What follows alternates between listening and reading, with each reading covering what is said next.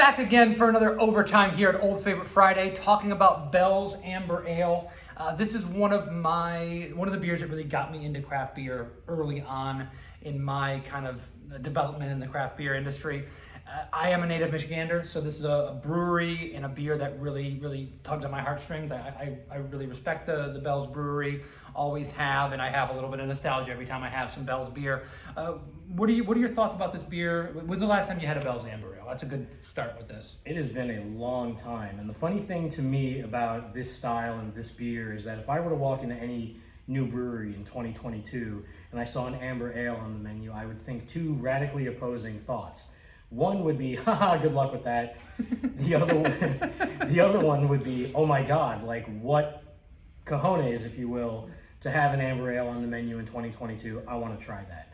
So I guess it's still doing very well for them for it to be not only out, but out all the way down here in South Florida.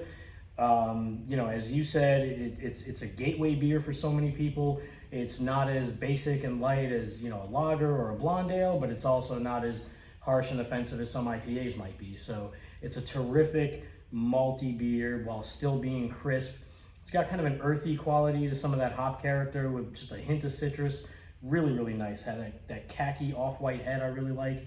And the color is just beautiful. I mean, it reminds me of the way it glows in the glass. It reminds me of that amber with the mosquito trapped in it in Jurassic Park.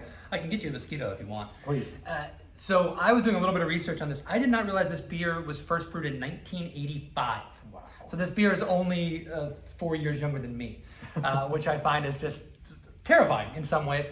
But so this beer, and they credit this beer as being the beer that built Bell's Brewing. And I've been drinking this beer for years and did not know that fact, and I thought that was pretty impressive. I really love the malt balance of this beer. We have talked about a couple Amber Ales before on Old Favorite Friday, and we always talk about the fact that Amber Ales for the last, 10, 15 years, when you have one at a brewery, are usually hoppy beers. A lot of times they're hoppy beers.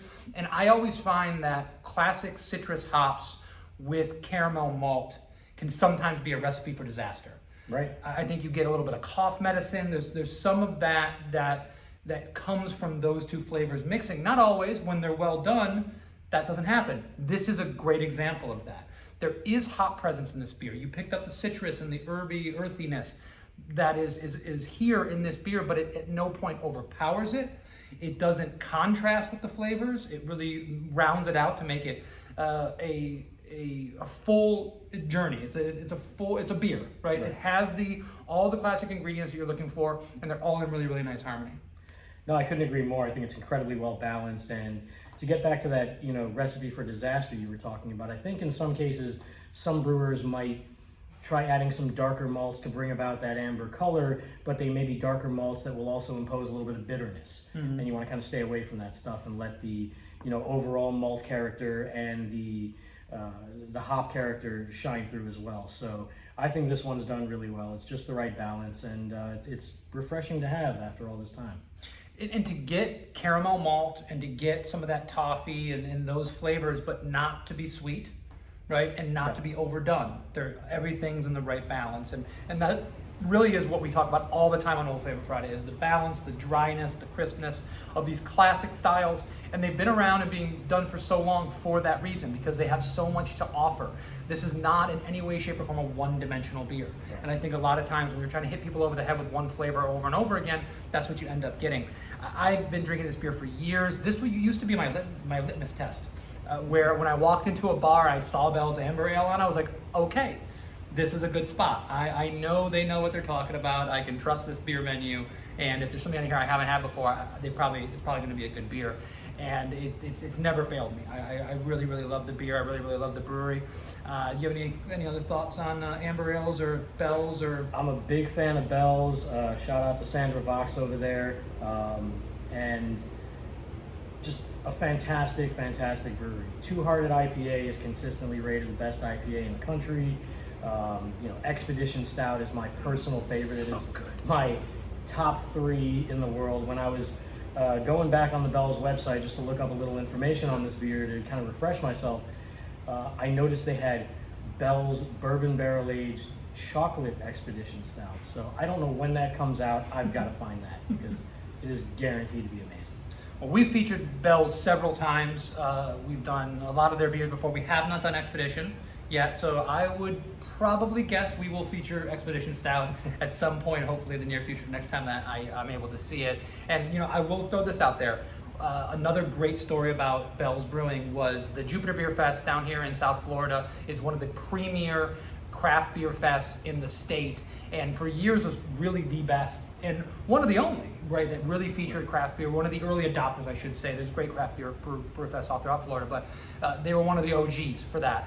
And for a couple years in a row, Larry Bell came down and manned his booth with his beers. And this is when the craft beer consumers, the base was much smaller. So this was a small, kind of intimate beer fest to a certain degree. And there's Larry Bell standing in the middle of just a grass area, not behind a booth, with a tap and a keg of Bourbon Barrel Expedition Stout or Bourbon Barrel Cherry Stout, and just pouring samples for just people like us who knew what the hell he had, and we're running over like this gold is being poured out of this keg that we'd never had before.